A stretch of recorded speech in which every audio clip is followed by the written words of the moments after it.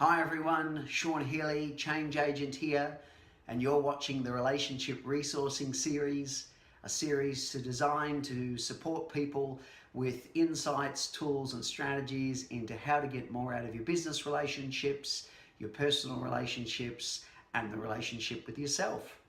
So welcome to today's episode entitled Flexibility in Business Leadership.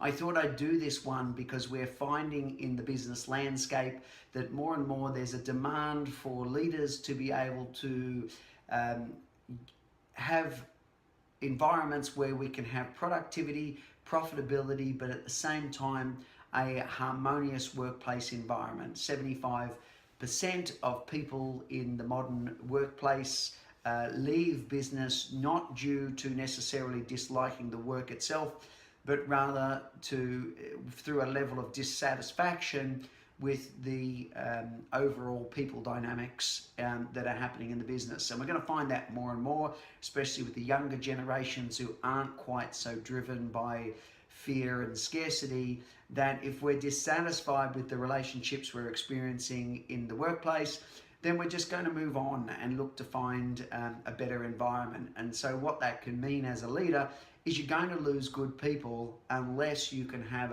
a real range of diversity in your leadership. So I thought I'd offer a framework today around how to help you focus and develop some of that diversity, so to get the most out of the people that you are working with, supporting and leading. There are many absolutely amazing business leadership models, and I'd encourage you to look at as many as you possibly can. The more you know, the more resourced you are, the more you can bring that into your workplace environment.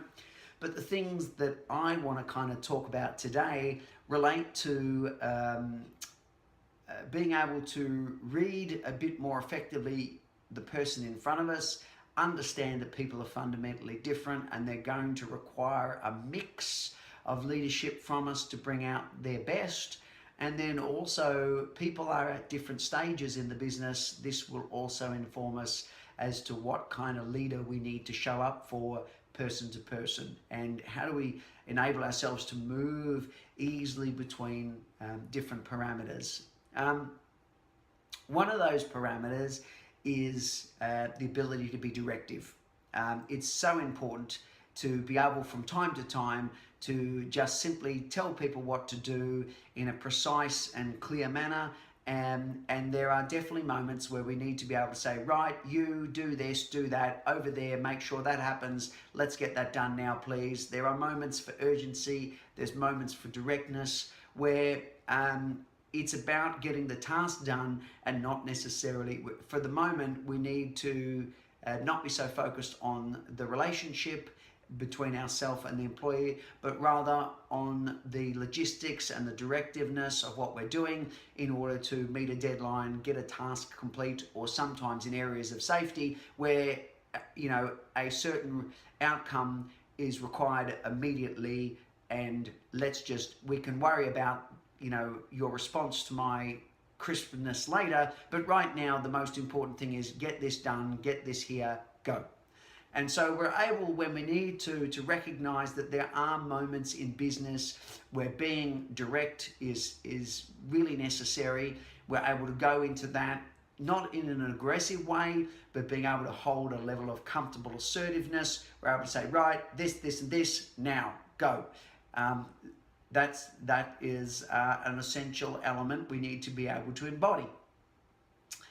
Other times we need to be able to come from a place of warmth, come from a place of where our entire intention is just on the health of the relationship between ourselves and the staff member or staff members that we're with, and that we're able from time to time just to see and recognize the value of a person, maybe let them know how valuable they are to the organization. Perhaps they're having trouble outside of work, and we just need to take that moment to collect them, to be present with them, and just without any kind of goal-orientated focus, we're just putting some time and some energy into the relationship itself. Because when people get that they matter, when they get that they're valuable, this too adds to their sense of psychological safety, and it makes them more willing to be able to stick with us in the tough times, or put the head down and be, this is additive to resilience, that we know we're around people who genuinely value and support us. So we're able to, when we need to go into directiveness, concise delivery, and making sure that everything is done in a linear and procedural way, and that we're reaching a certain standard and we're delivering on that standard consistently. And then we're able to also, when we recognize the need for it, we're able to step into a place of warmth in our leadership, collect somebody, be present with them. And those are two elements that our ability to move between those two spaces is just so important because some people need more directiveness, others need more warmth, and as we grow in our leadership and our experience of people over time, we're understanding more and more about where we need to be as a leader right now, and what we need to bring to the table. And then there are other elements, when somebody is beginning in the business, they need a lot more directiveness, they need a lot more instruction as well as some warmth.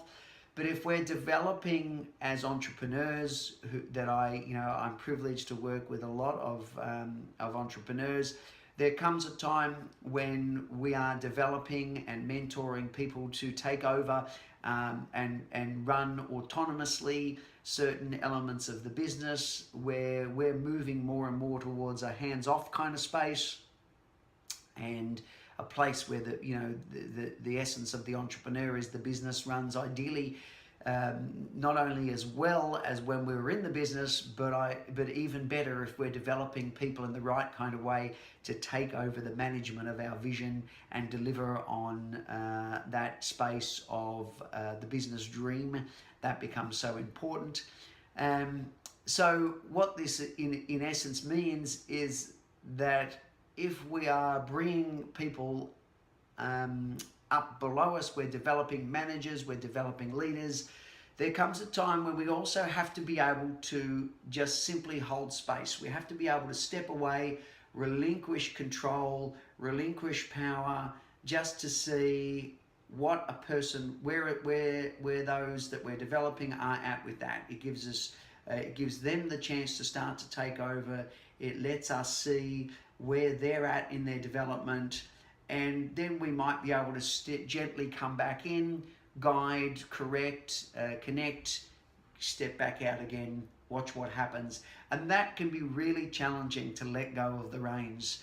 And so we're not kind of going from micro control to all of a sudden completely hands off, but we're managing a slow pullback. Bit by bit, we're going more and spending more time in that holding space zone as a leader, where we're just watching the people that we've taught and developed, and then we're able to step back in, support. But more and more, we're coming out to that place of being able to hold space for those that we are developing, because the optimum is that we ideally want to be, to a degree, free of the business. I've dealt with many entrepreneurs who have the great vision but end up becoming trapped in their own business because they're still so central and so pivotal to how the business runs, and certainly that they feel they can't leave the business without the quality suffering. And so, people development to free up the time and space for us to go on and do other things is just so important. Then, as well as that, we are finding that one of the other skill sets that's emerging, so we talked about the directiveness, we looked at also being able to foster a space of warmth in our leadership, and an ability to also foster a hold space, pull back, kind of a gentle pullback kind of space to develop within our kind of leadership range, if you like. I was struggling for the word, as we're developing our leadership range. But we're also looking at, and I especially notice this more working in businesses with younger employees in them, is that we're also fostering within our leadership range the ability to go into a sales and inspirational kind of place where we're able to, we're often selling and presenting our value to the external customer, and sometimes we're forgetting that the people who work for us need that too. There's an assumption that once you work for me, you're going to be constantly motivated, you're going to be constantly plugged into the vision of the business, and that's not always the case. Sometimes we lose sight of the benefit of working in the business. Sometimes we disconnect from the vision. And so it's important to recognize when we need to go back into this relift space, this revitalizing space, where we're able to re-inspire people, when we're again selling to them the benefit of being in the business. And this is becoming a skill set is required to be utilized more and more often when dealing with the younger generations. It's not a good thing, it's not a bad thing, it's just an aspect of leadership that we need to kind of foster. And it certainly doesn't hurt to also be able to reinvigorate people who are a little bit older too. We're certainly not missing out on seeing an opportunity to help people re-engage with the business, because with the way modern businesses are going, there's an expectation now for people to continue to rotate through jobs, and so we want to be able to provide for people perhaps a fresh challenge or a fresh focus in the business so that it keeps them engaged and invigorated. Sometimes we'll find that within our range and of those four kind of categories I talked about, you might find that you have a natural or a more habituated comfort with certain things. And that's okay. It's about developing the others and recognizing that different people within the business will respond best to a different mix of those. And you can look at what it is that seems to be getting the best out of each individual employee will start to inform you as to where you need to come from within your leadership space, what kind of percentage of time you need to spend, and understand person to person that's going to be very different. But I happen to think these are really useful categories, and for the business leaders that I've taught this to, it seems to be that the reports coming back in the increases in productivity, profitability, and people feeling psychologically safe, feeling validated in the workplace. We're getting some really good responses from that. So I thought I'd offer that to you. And so when we're looking at directiveness, warmth, holding space, and the reinvigorating, re-inspiring kind of platform of our leadership, we're coming up to a space above these that we would consider to be a kind of a place of inclusiveness, where we're getting to a realization that no one of these spaces is better than others, but rather they all have their place. And what informs us at a kind of an intuitive level, as especially the longer we've been in business, the more we build up intuitive references for the things that work with managing and leading people compared to the things that don't. I'm sure we've all got plenty of stories around, I certainly know from my days in business and in leadership and supervisor roles, I've got some great moments and I definitely have some moments where I absolutely fell short in my leadership. I got triggered into my own personal stuff. I took that out of my staff. So more and more we're developing our awareness as leaders. Again, we'll probably put an episode on this at some point too, because it's a whole topic set in and of itself. But we're really looking at those ways in which we can become more and more flexible in our leadership for the purpose of getting more out of our business and the people in our business in a way that is agreeable to those around us. So we're able to kind of come to that place of we're recognizing the value and that each one of these leadership elements has equal merit, depending on which staff member we're dealing with, and also what the context demands within the business. If we've got massive deadlines and lots of pressure and something has to be done very, very quickly, then we might need to be able to spend more time comfortably going into a space of healthy assertiveness and directiveness, and then perhaps afterwards we take the time to regather the team. We're spending moments in relationship and warmth. We might just be putting on a lunch for the staff just to show our appreciation. Whatever strategy you have for, there's plenty of ways to kind of think about actioning these sort of elements. But that in essence, we're coming from that place where we're looking at how do we develop each of these areas within our leadership range relative to the type of business that we're in and the requirements that we need in our staff development. So as I say, it's a framework for you to consider your leadership and people development frameworks through. I hope you've found it of interest and of value.